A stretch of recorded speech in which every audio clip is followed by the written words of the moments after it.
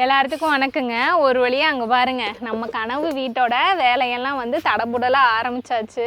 அதுங்க பாருங்க, கட்டாப்பா காலெல்லாம் ஊனியாச்சு, நல்லபடியாக சாமியெல்லாம் கும்பிட்டுட்டு காலெல்லாம் ஊனியாச்சு.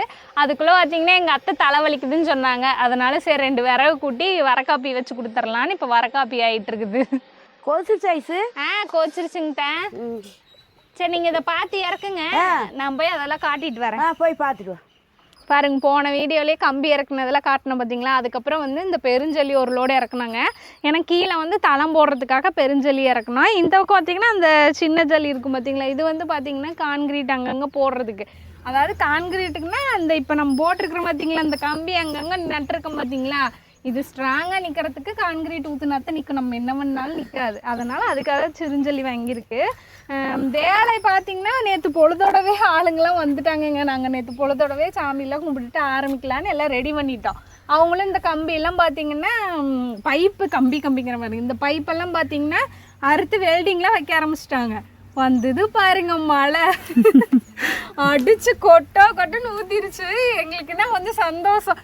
என்னென்ன சந்தோஷம் ஒரு பக்கம் இருந்தாலும் வேலையோ கான்கிரீட்ல ஊற்றலான்ட்டு இருந்தோமே, மழை வந்துருச்சேன்ட்டு கவலைப்பட்டுட்டு இருந்தோம். ஆனால் வந்து ஒரு நல்ல விஷயத்தை தொடங்கும் போது சாமி வந்து நமக்கு ஆசீர்வாதம் பண்ணுற மாதிரி நேற்று அடித்து ஊற்றிருச்சு. அதுவே எங்களுக்கு ஒரு பெரிய சந்தோஷம்.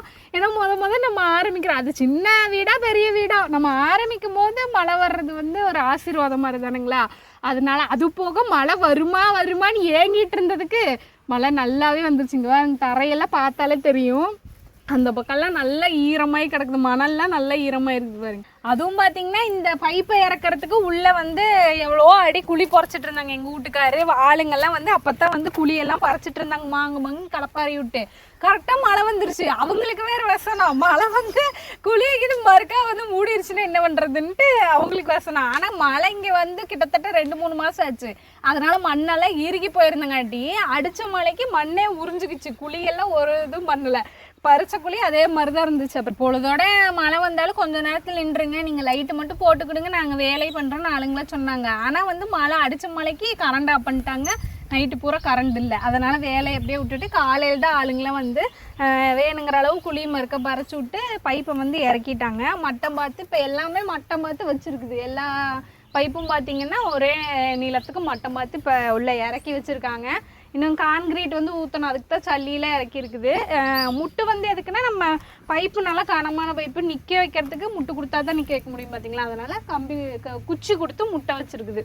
அப்புறம் பைப் என்னடா இத்தான வளர்த்தி போட்டிருக்கிறீங்க அப்படின்னு நினைப்பீங்க. நாங்கள் அன்னைக்கே பழைய வீடியோவில் சொன்ன மாதிரி பார்த்தீங்கன்னா 2 இது எடுக்க போகிறோன்னு சொல்லியிருந்தோம், ஃப்ளோர் மாதிரி. அதில் வந்து பார்த்தீங்கன்னா இந்த இடம் தான் பார்த்தீங்கன்னா அந்த ஓப்பன் கிச்சன், இந்த சதுரம் வந்து ஓப்பன் கிச்சனு. இப்போ வந்து இந்த வெளிநாட்டுக்காரங்க சேனல்லாம் பார்த்தீங்கன்னா தெரியும், இப்படி ஜன்னல் திறந்தாங்கன்னா வந்து வயலெல்லாம் பார்த்துக்கிட்டே வேலை செஞ்சு சமையல்லாம் பண்ணிட்டு இருப்பாங்க. அதுக்கேற்ற மாதிரி தான் இந்த இடத்துல வந்து கிச்சனு பாருங்க. நமக்கும் வந்து இங்கே ஜன்னல் போட்டோம்னா அழகா திறந்தோம்னா இந்த பக்கம் கரும்பு காடு இருக்கு எல்லாம் தெரியும், அந்த பக்கம் பூராமே வயலு தான். திறந்தோம்னா நல்லா இயற்கையாக ரசிச்சுட்டே வேலை செய்யலாம். அப்புறம் மேலே இதுக்கு மேலே வந்து பார்த்தீங்கன்னா எதுக்கு அந்த வளர்த்தினாங்க, இப்போக்கு கீழே வந்து ஓப்பன் கிச்சனு, மேலே வந்து பெட்ரூம் போட போகிறோம் இல்லைங்களா. அப்போ மண்டையிலலாம் இடிக்கக்கூடாது, கொஞ்சம் இந்த ஃப்ளோரையும் தூக்கி போட்டுட்டு மேலேயும் வந்து கொஞ்சம் நல்லா பெருசாக போட்டோம்னா அப்போ தான் தலையை இடிக்காது, கொஞ்சம் இடமும் நிறையா இருக்கும். இதோட கிச்சனை முடிஞ்சிருங்க. இங்கெல்லாம் இடம் இருக்கும் பார்த்தீங்களா, இதுதான் நம்மளோட dining hall, open dining hall. அதாவது டைனிங் ஹால்னா இருக்கிற இடத்த நாங்கள் அப்படி வந்து ரெடி பண்ணிக்க போகிறோம். இங்கே ஃபுல்லாக இதாக போட்டு உட்காந்து இங்கே இயற்கையை ரசிச்சுட்டே சாப்பிட்ற மாதிரி இந்த இடத்த ரெடி பண்ண போகிறோம். அப்புறம் வந்து இந்த ஓப்பன் கிச்சனுங்க மேலே தான் பெட்ரூமுங்க. அந்த பெட்ரூமில் பார்த்தீங்கன்னா அந்த பெரிய பெரிய சிட்டியில் அப்பார்ட்மெண்ட்டில் பார்த்தீங்கன்னா பால்கனிக்கே வந்து கண்ணாடி வச்சுருப்பாங்க தெரியுங்களா. அந்த மாதிரி நாங்கள் வந்து இந்த பக்கம் கண்ணாடி வைக்க போகிறோம். ஃபுல்லாக வந்து கண்ணாடி விண்டோ, அதாவது உள்ளே இருந்துக்கிட்டே வெளியே ரசிக்கிற மாதிரி. மழை வந்தாலும் சரி, வெயில் அடித்தாலும் சரி, காற்றடிச்சாலும் சரி, உள்ளே இருந்துக்கிட்டே நம்ம வந்து அப்படியே இயற்கையை ரசிச்சுட்டு இருக்கிறதுக்கு மேலே வந்து பெட்ரூம் போட்டு கண்ணாடி இதெல்லாம் போட போகிறோம். மெயினாக பார்த்தீங்கன்னா இந்த பக்கம் தான் எங்களுக்கு எப்பவுமே வந்து சன்செட், அதாவது பொழுது இறங்கும். இங்கேருந்து பார்க்கும்போதே ஓரளவுக்கு தெரியும். இதே நம்ம இப்போ மேலே ஹைட்டில் போட போகிறோன்னு வைங்களேன், அந்த பொழுது இறங்கும் போது உள்ளே உட்காந்து பார்க்கறதுக்கு அவ்வளோ அருமையாக இருக்குது. நம்ம இதுக்காக கன்னியாகுமரியில் போவேன்னா இங்கேயே வந்து பார்த்துக்கலாம் அப்படின்ட்டு மேலே அதுக்காகவே மெயினாக ஹைட்டாக போட்டிருக்கோம். அப்புறம் வந்து பார்த்தீங்கன்னா இந்த கால் நட்டுருக்கோம் பார்த்தீங்களா, இந்த ஸ்கொயர் வந்து எதுக்குன்னா அந்த பால்கனிக்கு தான், மேலே பால்கனி. இப்படியே வந்தால் மேலெல்லாம் பால்கனி ஸ்பேஸ் இருக்கும். அதுக்கு தான் இந்த இடம் தான் பார்த்தீங்கன்னா அந்த பால்கனிலேருந்து இறங்க இங்கே தான் வந்து படிக்கட்டே வருங்க. இப்படி வந்து ஏதோ சொன்னார் ஒரு டிசைனே எனக்கு தெரியல, போட்டால் தான் எனக்கும் தெரியும். ஆனால் இந்த இடம் தான் படிக்கட்டு இடம். அதுவும் படிக்கட்டும் வந்து என் வீட்டுக்காரர் என்ன சொன்னார்னா, நீ அடிக்கடி டீ வச்சு குடிக்கிற பற்றியா இந்த படிக்கட்டில் உட்காந்து ரசிச்சுட்டே குடி, அதுக்காகவே படிக்கட்டு போட்டு தரேன்லாம் சொன்னார். அதுக்கான இடம் தான் இது, படிக்கட்டுக்கான இடம். படிக்கட்டு போட்டு குடிக்கல, அதுக்கு முன்னையே ஒரு வருஷம் டீ குடிச்சு டீன்னு சொன்னீங்க பார்த்தீங்களா, டீ ரெடியாக இருக்கு. காப்பி டீன்ட்டு நான். ஆமாம், வெயில் மண்டையை பொழந்தாலும் வர காப்பி. அந்த நிழல்ல உட்காந்துக்கலாமா? நிழல்ல உட்காந்துக்கலாமா? கீழே இருக்கு கை தொட்டு போடும் பார்த்து. மண்டையை பொழக்குது. மண்டையை பொழந்தாலும் நம்மளுக்கு காப்பி இல்லைன்னா டீ இல்லைன்னா ஒன்றும் முடிய மாட்டேங்குது. நம்ம நேற்று சொன்ன மாதிரி படிக்கட்டு இருந்தா இப்போ கையோட படிக்கட்டுலேயே உட்காந்து வர காப்பியை குடிச்சிட்டு இருந்திருப்போம். இப்போ படிக்கட்டு இல்லை. நான் சொன்ன மாதிரி இந்த இடம் பார்த்தீங்கன்னா நல்லா வந்து அங்கேருந்து பெட்ரூம்லேருந்து இப்படி வந்தால் ஃபுல்லாக மேலே வந்து பால்கனி, நிறைய இடம் விட்டுருக்கு பால்கனிக்கு. ஆரம்பிக்கும் போது கூட என்னடா இப்படிலாம் ஆரம்பிக்கிறோமே அப்படி வீட்டில் எல்லாருக்கும் தோணுறது தானேங்க, இப்படி ஆரம்பிக்கிறான் பண்ணுறான் அப்படின்லாம் தோணுச்சு. ஆனால் இப்போ வேலையெல்லாம் ஆரம்பித்து என் வீட்டுக்கார அந்த டிசைன் எல்லாம் சொன்னோன்னே ஆசையாக இருக்குது, எப்படா முடியும். எனக்கு இந்த பைப்பெல்லாம் கொண்டாந்து ஓட முடியும். என்ன பணமரத்தில் மரம் நெட்டு வச்சிருக்கிறாடா, இது என்னடா இப்படி நெட்டு வச்சிருக்கிறான்னு நினைச்சுங்க. நாளைக்கெல்லாம் ஆனா தான் தெரியும் அப்புறம் எப்படி இருக்குதுங்கிறது. ஆசையா இருக்குது எனக்கு அதுக்கு மேல. ஏன்னா மாடி நம்ம கீழே இருந்து பழகிட்டோமாங்க, மாடின்னு சொல்லும் போது பிள்ளைங்களாட்ட நம்மளுக்கும் ஆசை வந்துருது, எப்ப ரெடி ஆகுன்னு பாத்துட்டு இருக்கோம். அப்படி வந்து ரெடி ஆனக்கு அப்புறம் நாங்க எந்த அளவுக்கு என்ஜாய் பண்றோமோ அதெல்லாம் வீடியோ எடுத்து உங்களுக்கு போடுறோம் பாருங்க. எல்லாமே கூட காட்டிட்டு தான் நாங்க பார்ப்போம். பாருங்க, நிழல்ல வந்து ஏற்கனவே நாங்க கல்லு போட்டிருக்கோம். அடிக்கடி வந்து இந்த பக்கம் உட்காந்துட்டு இந்த இடத்த பத்தி நியாயம் பேசிட்டு ஜாலியா டீ. இப்போ நான் சொன்னது பார்த்தீங்கன்னா உங்களுக்கு அந்த வீட்டு சம்மந்தமான ஒரு 10% 20% தாங்க அந்த ஐடியாலாம் சொல்லியிருக்கேன். இன்னும் வந்து நிறைய இங்கே என்னென்னமோ பண்ண போகிறேன்னு அவர் சொல்லியிருக்கிறாரு. அதெல்லாம் நான் அடுத்தடுத்த வீடியோவில் சொல்கிறேன். ஏகப்பட்ட ஐடியா ஒரு மண்டைக்குள்ள இருக்கு. அது எனக்கு உடனே சொன்னாலும் எனக்கும் புரியாது, அதனால கொஞ்சம் கொஞ்சமா எனக்கும் சொல்றாரு, நானும் அதை உங்களுக்கு கொஞ்சம் கொஞ்சமா சொல்றேன். இன்னும் நிறைய இங்கெல்லாம் பண்ண போறோம், ஏதோ என்னென்னமோ சொல்லியிருக்காரு, நான் சொல்றேங்க அடுத்த வீடியோல. அப்புறம் நேற்று ஒரு நாள் தாங்க, அதுவும் ஒரு நாள் கூட இல்லை, நேற்று பொழுதோட வந்து நல்லா குப்புன்னு மழை பெஞ்சுது.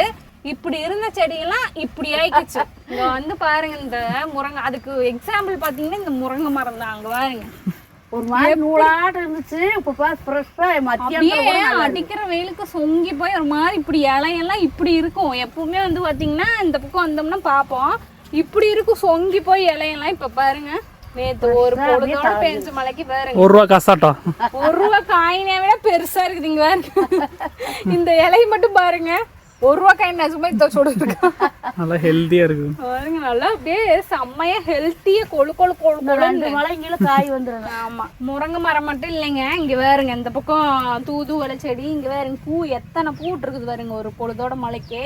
அந்த கத்திரி புழு கலர் இருக்கிறதுல இதோட பூவு, இதோட பழம் கூட ஒரு டைம் சிவப்பு கலர்ல பழத்துக்கு அப்புறம் காட்டியிருக்கோம் பார்த்தீங்களா அது. அப்புறம் வந்து நம்மளோட கீரை, மிளகு தக்காளி கீரைங்க பாருங்க பழம் கூட இருக்கும். காத்தாலும் இந்த பக்கம் இந்த இடத்த பார்க்க வரும்போதுல பொறிச்சு பொறிச்சு சின்ன போடுற பழத்தை காணப்ப.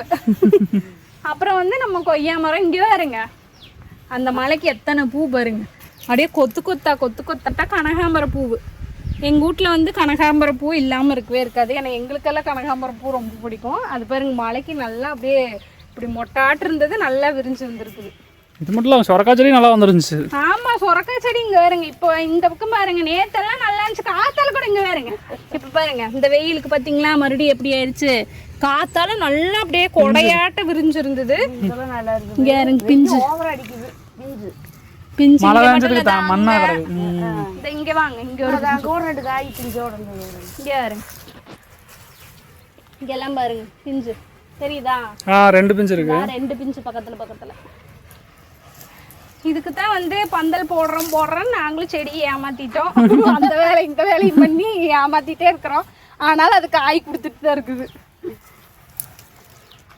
ரெடி பண்ணி இந்த பக்கம் நாளைக்கு எல்லாம் வேணுந்தாலும் பண்ணிக்கலாம். ஆமா, இந்த சாமி வந்து குடிக்கிறியா? எனக்கு வேணாம், நீங்க குடிங்க. காப்பினா ஓடி போயிடுவா. டீ காப்பினா வரக்காப்பி தான். எப்படியோ எங்கள் ஊர் ஈரோட்டில் நேற்று மழை பெஞ்சிருச்சு. உங்கள் ஊர்லலாம் மழையான்னு சொல்லுங்கள். ஏன்னா எப்போவுமே நாங்கள் மழையை பற்றி கேட்கும்போது கமெண்ட் பண்ணுவீங்க எங்கள் ஊர்லேயும் மழையே இல்லை அப்படின்னு. உங்கள் ஊரில் மழை பெஞ்சிருக்கா என்னன்னு சொல்லுங்கள். நியூஸ் சேனலில் பார்த்தா சென்னை பக்கம் அந்த பக்கம்லாம் சொல்கிறாங்க. ஆனால் தமிழ்நாடு பூராவும் மழை பெய்யுதான்னு நமக்கு தெரிய மாட்டேங்குது.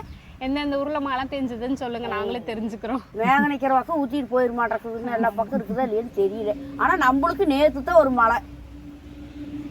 அதெல்லாம் பத்தாதுங்க. இதெல்லாம் பத்தாது, எல்லாம் வறண்டு போய் கிடக்கிறதுக்கு 2 மழை வேண்டாத்தான் பூமி குளிர்ந்து போனாத்தான் செடி மேல வரும். நல்லா இருக்கு, நல்லா கணக்கா மழை பெஞ்சுது. ஆனா வந்து சூட்டை கிளப்பி விட்டு காத்து வந்து ஓட்டிட்டு போயிடுது. இன்னும் கொஞ்சம் பேஞ்சிருக்கு. அப்புறம் வந்து எப்படா வருன்னு எதிர்பார்த்துட்டு இருந்தா குருநாதசாமி கோயில் நோம்பி நாளையிலேருந்து ஆரம்பிக்குதுங்க.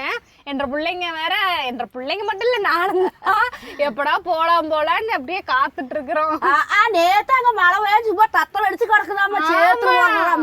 ஆமாங்கிட்ட இந்த தூரியில வந்து இறங்கிருச்சு நோம்பிக்கின்ட்டு எல்லாம் வீடியோ போட்டிருந்தாங்க. அப்புறம் பொழுதோட கொஞ்ச நேரத்துல பாக்குறேன் எல்லாம் மழை பெஞ்சு சேரும் ஜகதி. அங்க மழை பெஞ்சாலே சேரும் ஜகதி. ஒரு பைக்கு இழுக்கிறாங்க போற மாதிரி.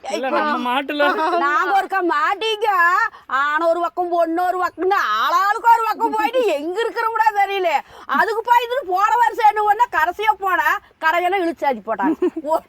நீங்க கோயில் போய் உட்காந்து குருநாதசாமி கோயில் சாமி கும்பிட்டு போட்டு இப்படி போய் அப்படி வந்துட்டோம். இந்த வருஷமாவது முதலான்னு இருக்கிற மழைக்கு முன்ன நேரம் கொட்டு கொட்டி போய் வருஷம் மழை வராதுன்ற தைரியத்துல இருந்தோம். நேத்து கரெக்டா இப்ப நாளைக்கு நோம்பி சாப்பிட்டு போறாங்க.